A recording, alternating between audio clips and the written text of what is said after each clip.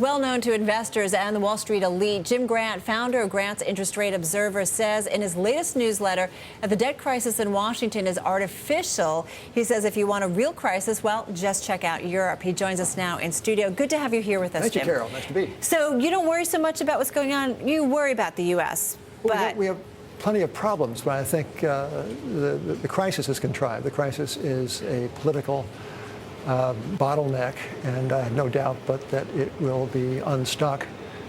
Europe is a substantive difficulty that is in fact coming to a crisis. Wait, not so fast on the U.S. because you say it'll get unstuck, but do you think they'll make any progress? Because No. it seems I think that something will be done to push back the resolution of our mounting debt problems, both the visible debts and the promises that we have made to future recipients of this and that entitlement.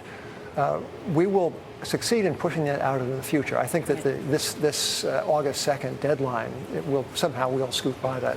So that is why, in my opinion, this is not exactly a crisis, certainly not in the sense that the European debt problems are reaching crisis stage. I mean, you take a look at the U.S. Treasury market. They don't seem too worried, do they? No, the U.S. Treasury market is pretty fine. Yeah. If that were a stock, you wouldn't mind it having owned it. Yeah. What does that say to you, though, that the Treasury market seems to be just kind of shrugging off? Well, let me say by way of preface that I didn't expect this. I have been bearish on Treasuries for what seems like a very long time. Indeed, has been. And a bubble is a bull market in which one has not fully participated. That is a bubble. So with all that by way of preface, right. The Treasury market to me is working on muscle memory. It has been going up in price, down in yield since 1981. 30 years of a bull market.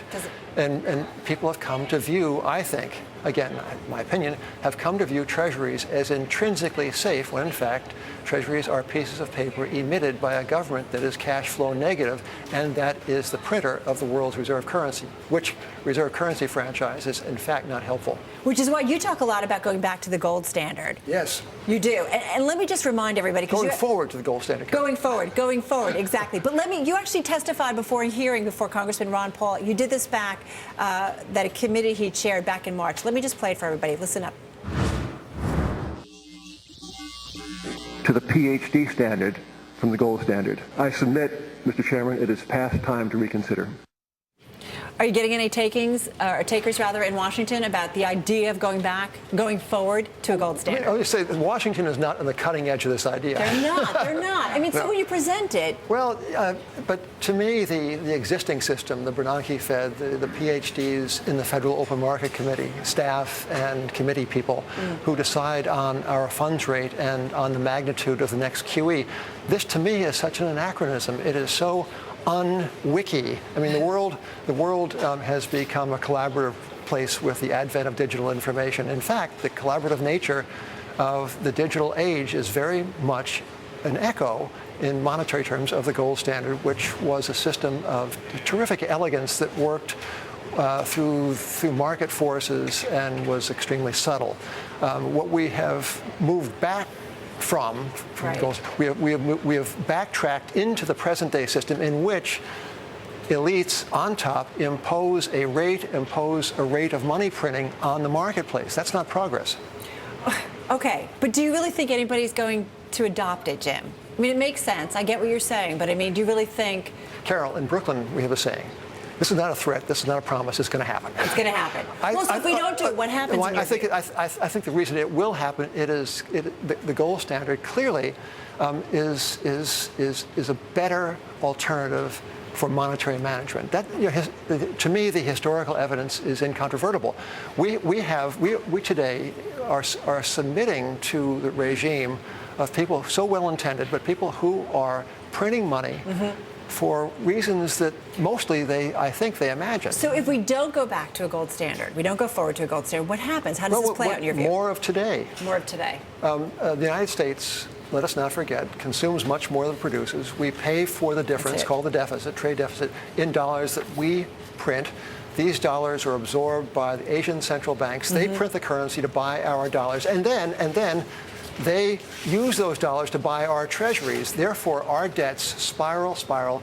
There is no check. There's no market check on the American issuance of debt. We have a credit card, and a gold standard would be our debit card. That's what we need. I love that idea that you say that we need a debit card. Let me ask you about these credit rating agencies, Jim. How closely do you follow what S&P is doing? I mean, it's whatever they say, I believe.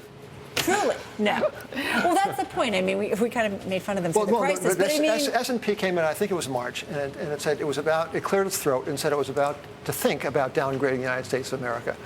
But one of the reasons that it gave for holding that in abeyance was the strength of the dollar and of the reserve currency franchise. No, that is the reason to worry about this great country with this great economy. We have the seeming gift of our ability to pay our bills in the currency that we alone can print. But this gift is, in fact, a great detriment. It is no help to us that we have this magic credit card. What do you do when you got a magic credit card? Well, you run it. Yeah, you get into trouble Yeah. really quickly, and that's what It's we're the seeing. end of the month. Hey, I made you focus a lot on the United States, and I know you said the real crisis in Europe. So go to Europe. It doesn't seem like they can fix any of this, or can they? Well, they could. They could face the fact that in the case of some of these countries, there is a real solvency crisis, and acknowledge that fact and mark down the debt accordingly. They could do that. They are not going to do that. The president of the European Central Bank protests that if he were to allow a default in Greece, that he or the European Central Bank could not accept those sovereign debts as good collateral. So that he invokes a technical objection to facing what is, after all, a set of objective facts.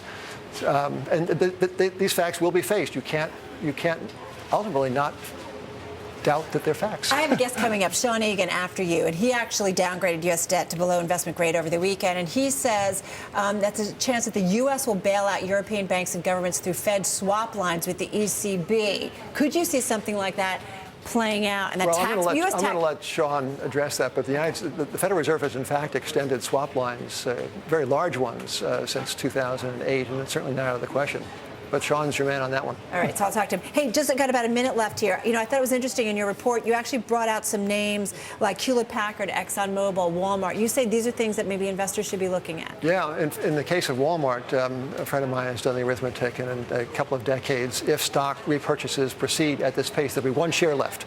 One share of Walmart left, and he will have it, and it'll be worth $20 billion. So much for Berkshire Hathaway, right? So the idea on these great big cap stocks, Carol, is that these are adoptive, massive, profitable, cash flow, positive, lightly levered enterprises that are trading at multiples of price to cash flow, and they're they're in the bargain bin. I got to run. Do come back though. Okay. Jim Grant, everybody.